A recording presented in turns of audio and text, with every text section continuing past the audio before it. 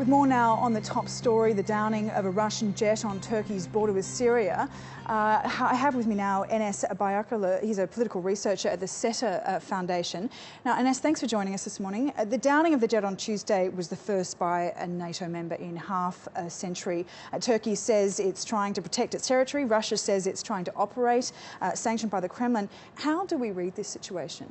I think it's quite obvious that Russia is using ISIL as a pretext to bomb moderate rebels all over the Syria. But especially what we have seen is that in the last month that they have targeted Turkmen villages and Turkmen rebels just across the border, very close to Turkey.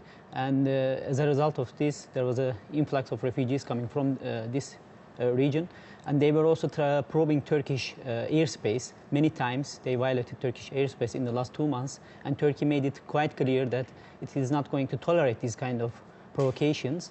And consequently, we have seen that the Turkish warplanes attacked and brought down this Russian jet. Yeah, and it's obviously a situation that's made other NATO members very nervous indeed. Now, where does this leave NATO in regards to NATO's support of Turkey? Are they going to support Turkey in this situation? Yes, NATO already made a statement, and they said that they support Turkish claims. And actually, this Russian jet has violated Turkish airspace, and Turkey was right to bring down this Russian jet. And because Turkey is also part of NATO since 1950s, and we have a long history with NATO. And also what we have also seen is that Russia was also provoking NATO countries in the last 2 years when the Ukrainian conflict started, especially in the Baltic region and also in the Black Sea region. They have probed the NATO countries' airspaces, violated airspaces, and that's what we have been seeing, that Russia was somehow provoking NATO countries, and the result was this incident at the end of the day, I think. Okay, so obviously Russia doesn't have the support of NATO and other Western countries. Where does this leave Russia then in moving forward?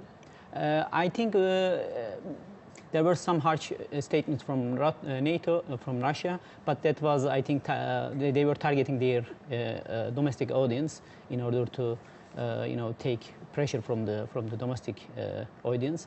But we will see that in the coming days the tensions will go down, and we will see that the situation will de-escalate, because both sides doesn't have really no advantage from a conflict between these two countries, because both countries have also economic interdependency.